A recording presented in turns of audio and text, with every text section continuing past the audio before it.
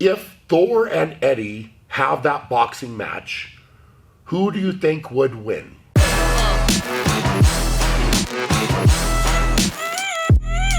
Well, I actually haven't heard what Eddie has said about this or what Hafthor has said about this, so I'm kind of, I guess, guessing at what they both said. So I don't know, but if there's a boxing match that is being talked about between those two, I would have to put my money on Eddie, and this is simply why. Eddie grew up in a very, very rough area, and fighting was very much a normal thing. And you know, I mean, he's told me stories of different fights that he's got into and situations that were not very good. And I know that he's very experienced with that. Plus, I know that he actually trained some boxing for conditioning. So I would have to give the upper hand to him because as far as I know, Hafthor's never trained any boxing, and also I don't really think that he's been in very many fights. So of course he would be taller and have the reach advantage and all of that stuff. But I would not pick him to win over Eddie. When you officially retire at some point in the future, do you have any business ventures in mind other than your current Shaw Strength business?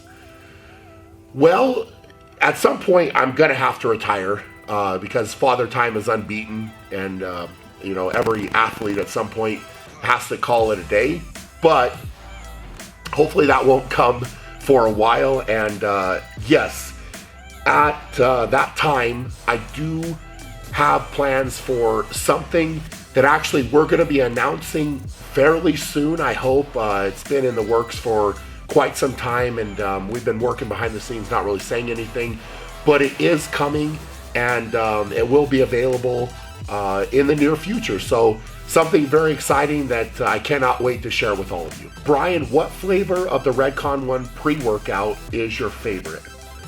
I'm assuming that you're talking about Total War, and Total War is awesome in general. Redcon 1, all their flavoring is on point, I feel like. But if I had to choose one, I would say Tiger's Blood is probably my go-to favorite. I really like that flavor. I actually drink the essential amino acids during my training, and typically I have those mixed with the Cluster Bomb, which is a carbohydrate drink, and I always go with Tiger's Blood. I really like that during training. I do rotate around the Total War flavors that I use, so I kind of have a variety of different flavors that I'll throw in, but if I had to pick one, it's Tiger's Blood. When are you going to restock Shaw Strength? I need more shirts. Well, first of all, thank you for the support, and thank all of you for the support over Black Friday during our sale. Unfortunately, a lot of inventory got out of stock there, and we're trying our best to get things restocked. We actually just got in the Black American Bread shirts and the figure hoodies. I think those are actually going live on the site today. So if you're interested in one of those, grab them, because I'm sure they're probably going to get sold out pretty quick. But we're trying to get a lot of other things back in stock. So, you know, you can always go on the site. There's a place that you can sign up for a email notification when we get that particular item back in stock. So you can always do that so that you're notified when we do get it back in stock. But we are trying our best, and hopefully everything will be back soon. Shaw Strength Membership Gym.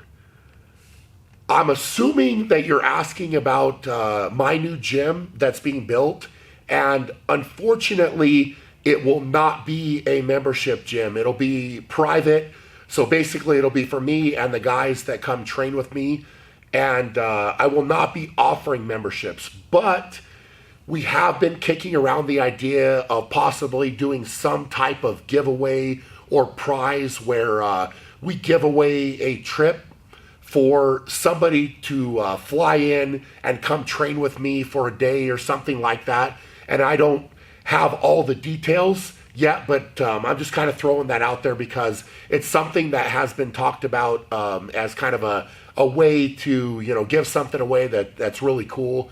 So we will see once it all gets completed and we find the right time. Maybe we will do something like that. Have you seen Patrik? Sorry if I butcher the name here. Boneman's reaction to your video and his request to do a max squat training. Are you down? So I actually did see Patrick's response to the answer that I gave him in one of my other question and answer videos. Just to clarify what I said in there, I said that I would welcome him to come challenge me in any event that he holds a world record or claims to be the best in the world at.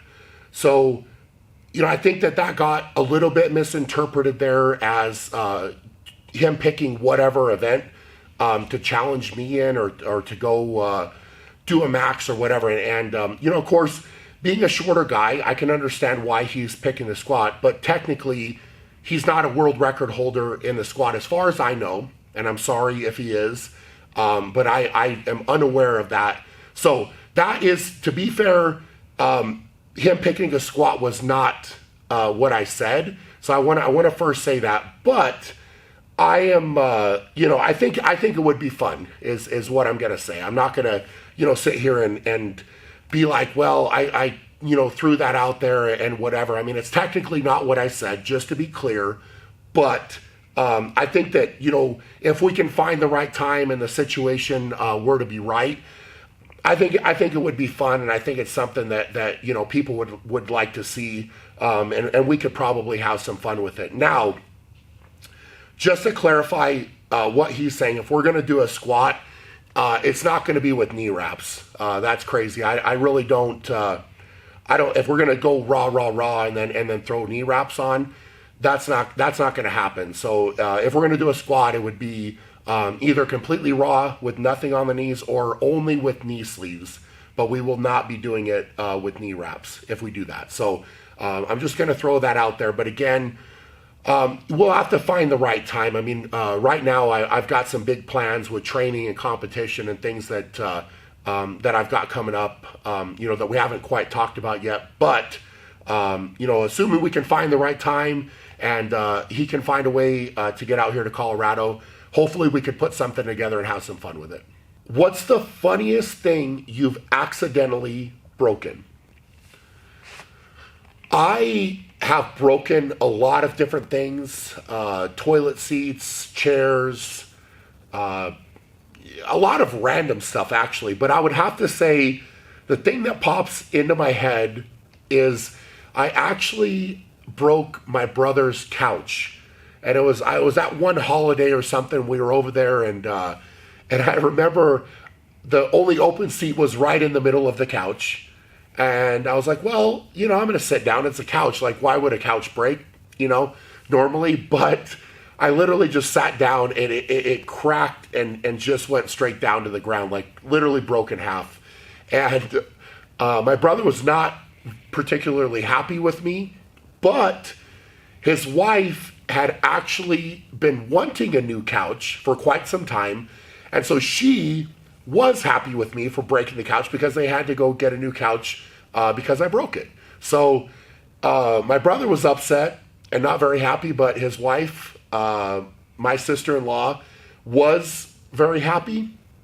So I think it turned out to be a good thing. And, I felt bad for a little bit, but when she was happy, then I didn't feel as bad. So I think it worked out in the end, but it was pretty funny when it happened. What is your most valuable piece of equipment?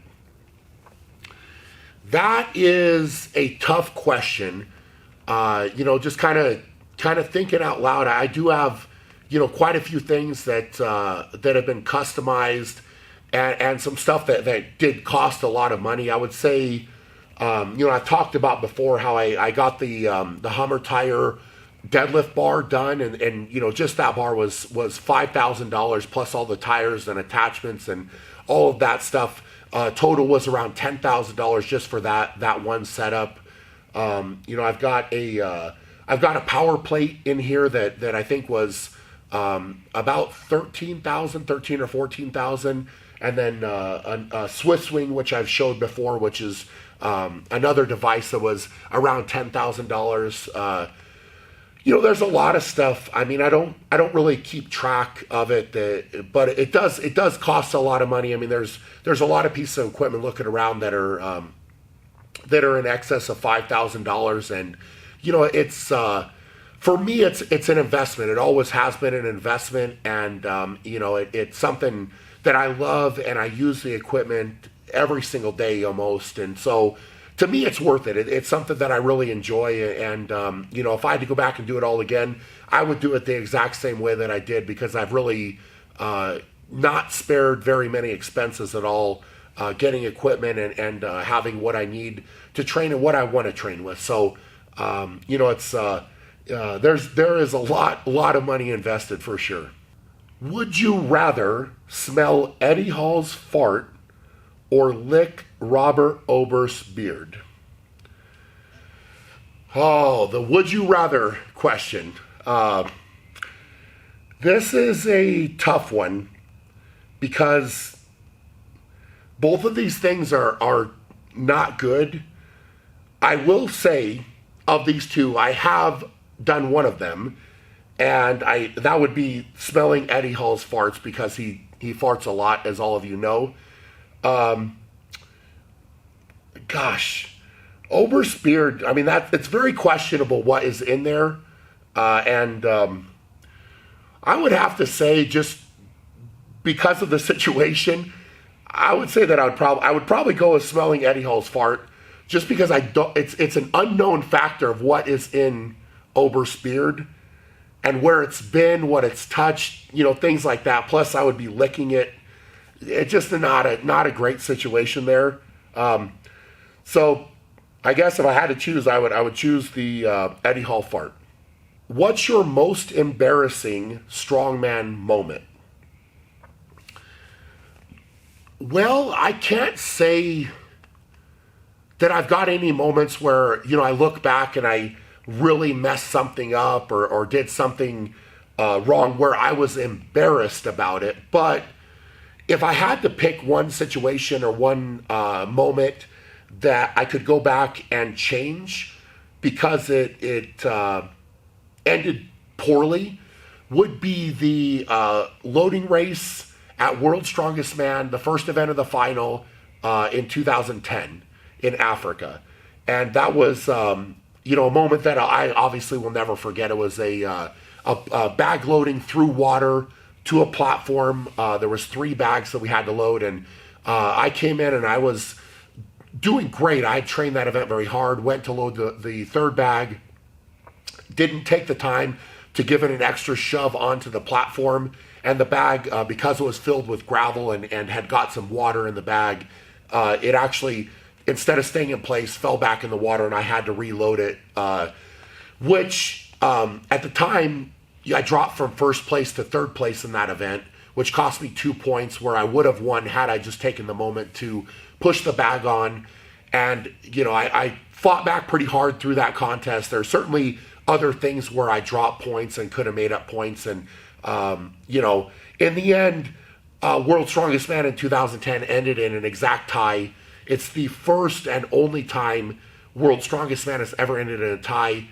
And they didn't even have it in the rules about a tiebreaker, which is crazy at that level. So they did a count back through the events. And I ended up, it was kind of like Zadrunas and I were very, very close. I think we had won 2 events each and tied for first in another event. And then I think he had a 2nd place and I had a 3rd place, which was the bag loading. And that's what ended up determining that he won World's Strongest Man in 2010.